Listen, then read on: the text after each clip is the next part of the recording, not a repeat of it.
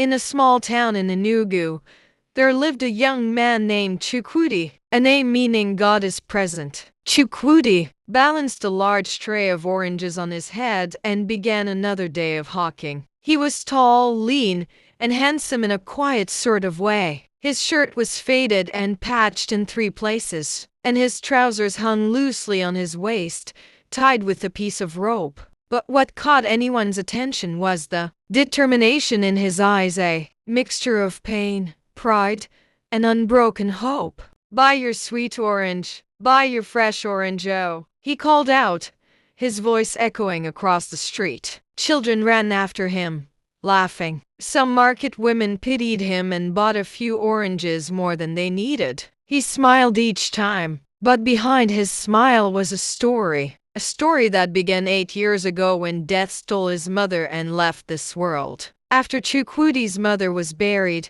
his father, Paul Kafor, remarried a widow from the next village, Kingzika, known to everyone as Mama Ada. At first, she seemed like a gift, gentle voice, soft laughter, and a daughter, Ada, who was barely 14. But masks never last forever. With time, the sweetness turned sour. Mama Ada began to show her true self, selfish, jealous, and cruel. She treated Chukwudi as if he was a stranger who had invaded her home. "You're not my son," she would shout whenever he asked for food. "Eat your mother's memory if you are hungry." Ada, her daughter, wasn't much better. She mocked Chukwudi's tattered clothes and laughed with her friends whenever they saw him hawking. His father, too weary to quarrel, often sighed and said quietly, "Nuam, peace is better than plenty food. Endure." And so, Chukwudi endured not out of weakness, but because he had a dream burning in his heart. He wanted to become a doctor, not just for himself, but so that poor people like his late mother would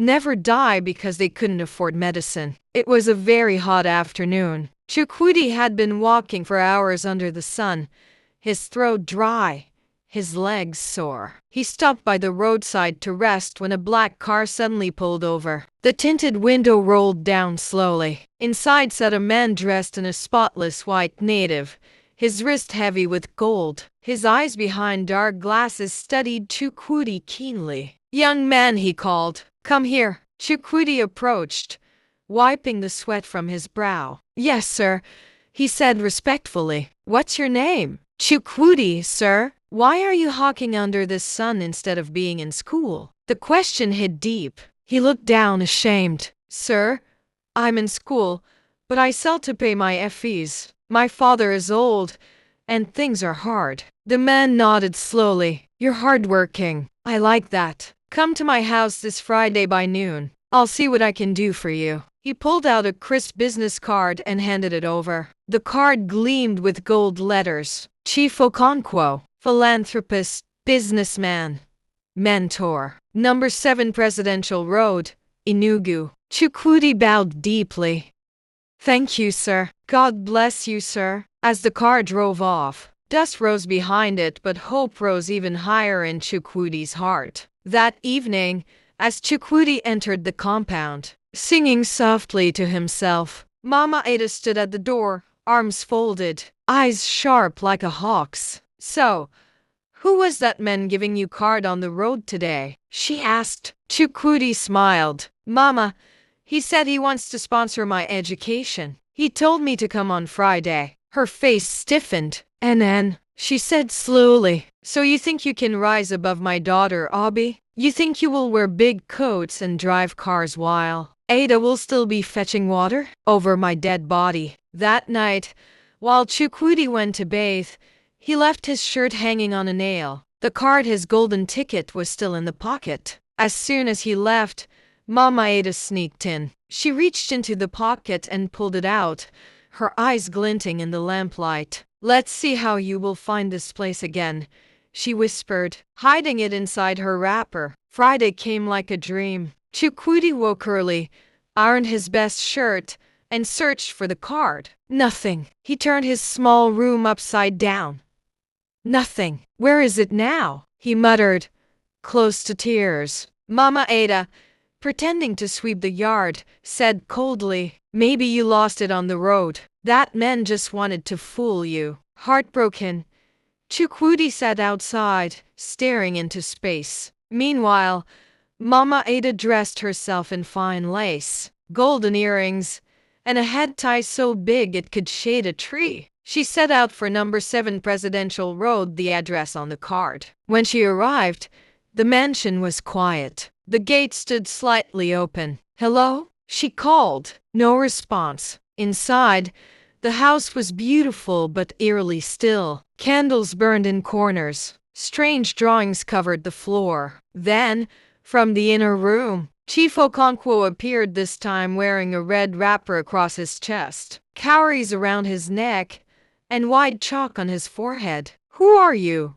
he barked. "Ah, I'm Chukwudi's mother. He couldn't come, so I came instead." The chief frowned. "You came instead?" Before she could answer, the door slammed shut behind her. "You have entered at the perfect time," he said darkly. "The gods will not mind the difference." Mama Ada screamed, but her voice was swallowed by the silence of the house. Back home, Chukwudi couldn't sit still. His heart pounded for no reason he could explain. "Papa," he said suddenly, "I think Mama Ada took that card." Pa Okafor frowned. "What do you mean?" "She was the only one around when I left my shirt. I remember the man's address, number 7 Presidential Road." Without another word, Pa Okafor stood up, grabbed his walking stick, and said, "Let's go." They hurried down the road, breathless. When they reached the mansion, the gate was open. They were scared. When they entered inside, they froze. Mama Ada was tied to a chair, her lace torn, her mouth gagged. Tears streamed down her face. "Papa, see Mama!" Chukwudi shouted. Before the chief could appear, Pa Okafor called the police. Moments later, Chief Okonkwo emerged from his room, now wearing a terrifying ritual robe, knife in hand. But before he could move, sirens wailed outside. Police officers stormed in. "Freeze!" they yelled. Chief Okonkwo tried to run away but slipped. The knife fell from his hand as officers pounced on him. He was arrested on the spot, his reign of terror over. At home later that night, Mama Ada knelt down, weeping uncontrollably. "Chukwudi, my son," she cried. "Biko, forgive me. I didn't want you to become greater than Maeda. I didn't know what I was doing. I almost died for my wickedness." Chukwudi knelt in front of her. "Mama," he said softly, "God saved you. Let's not waste his mercy with hatred. I forgive you." She cried harder and hugged his feet. From that day on, she became a new woman. Months later, the story spread across Enugu and beyond. The story of a poor orange seller who rescued his stepmother from a ritualist. A scholarship foundation reached out. They paid all his university fees. Years passed. Chukwudi graduated with distinction and became Dr. Chukwudi Okafor, one of the competent young doctors in the region. He opened a clinic, the Chukwudi Okafor Foundation Clinic, for the poor and needy. On the day of its opening, drums rolled, women danced, and the governor himself came to cut the ribbon. Mama Ada and Pa Okafor stood beside him,